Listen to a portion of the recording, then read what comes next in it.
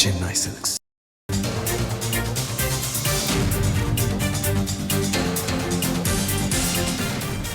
ஆட்சியில் பங்கு என்பது தமிழ்நாட்டிற்கு ஒத்துவராது என்ற முதலமைச்சரின் கருத்துக்கு காங்கிரஸ் எம்பி மாணிக்கம் தாக்கூர் பதில் தெரிவித்திருக்கிறார். இது குறித்த கூடுதல் விவரங்களை வழங்க இணைகிறார் தலைமைச் செய்தியாளர் விக்னேஷ். விவரங்களை வழங்கலாம். விக்னேஷ் வணக்கம்.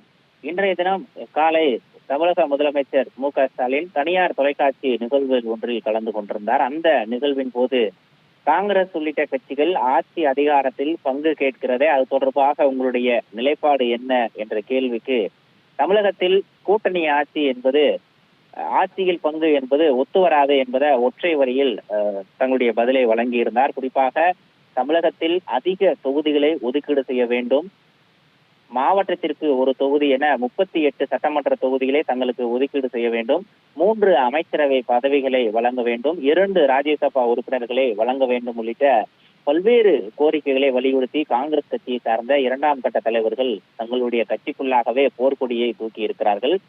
பல்வேறு தரப்பினர் கூட்டணியை விட்டு வெளியேறலாம் என்ற ஒரு ஆலோசனையும் கட்சி தலைமைக்கு வழங்கி இருக்கிறார்கள். இந்த நிலையில் திமுக தலைவர்களும் காங்கிரஸ் கட்சி தலைவர்கள் மீது கடுமையான விமர்சனத்தை முன்வைத்திருந்தார்கள். குறிப்பாக தொகுதிக்கு ஒரு 3000-4000 வாக்குகளை வைத்துக் கொண்டு தங்களுடைய உயிரை எடுப்பதாக அமைச்சர்களே வெளிப்படையாக பொதுவெளியில் பேசியிருக்கக்கூடிய செய்திகளையும் நாம் பதிவு செய்திருக்கிறோம். இந்த நிலையில் ஆட்சி அதிகாரத்தில் பங்கு என்ற காங்கிரஸ் கட்சியினுடைய கோரிக்கையை முற்றிலுமாக நிராகரிக்கக்கூடிய வகையில் முதலமைச்சர் மு.க. ஸ்டாலின் இன்றைய தினம் இந்த தனியார் தொலைக்காட்சி நிகழ்வின் போது முற்றுப்புள்ளி வைக்கக்கூடிய வகையில் தெரிவித்திருந்தார்.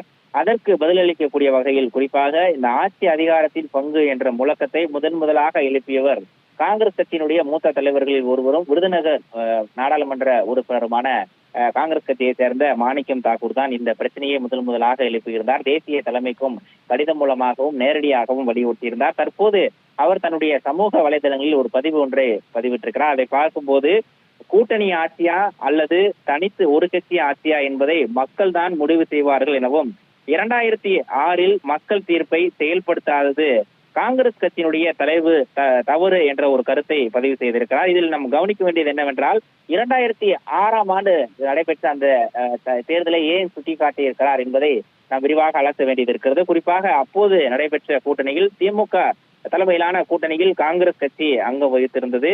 திமுக, காங்கிரஸ், பாமக, மார்க்சிஸ்ட் கம்யூனிஸ்ட் கட்சி, இந்திய கம்யூனிஸ்ட் கட்சி உள்ளிட்ட பல்வேறு கட்சிகள் இணைந்து தேர்தலை 2006 தேர்தலை சந்தித்திருந்தன. அந்த தேர்தலில் எந்த ஒரு கட்சிக்கும் பெரும்பான்மை என்பது கிடைக்கவில்லை. திமுகவை பொறுத்தவரையில் 96 இடங்களிலும், காங்கிரஸ் கட்சி 34 இடங்களிலும், பாட்டாளி மக்கள் கட்சி 18 இடங்களிலும் வெற்றி பெற்றிருந்தன. அதை தவிர்த்து மார்க்சிஸ்ட் கம்யூனிஸ்ட் கட்சி 9 இடங்களிலும், இந்திய கம்யூனிஸ்ட் கட்சி 6 இடங்களிலும் வெற்றி பெற்றிருந்தன. மொத்தமாக 163 இடங்கள் திமுக கூட்டணிக்கு கிடைத்திருந்தாலும் கூட எந்த ஒரு கட்சிக்கும் தனிப்பெரும்பான்மையாக ஆட்சி அமைப்பதற்கான அந்த இடம் என்பது கிடைக்காமல் இருந்தது. இது போன்ற சுவாரஸ்யமான புது தகவல்களை தெரிஞ்சுக்க தமிழ் ஜனம் சேனலை உடனே சப்ஸ்கிரைப் பண்ணிக்கோங்க.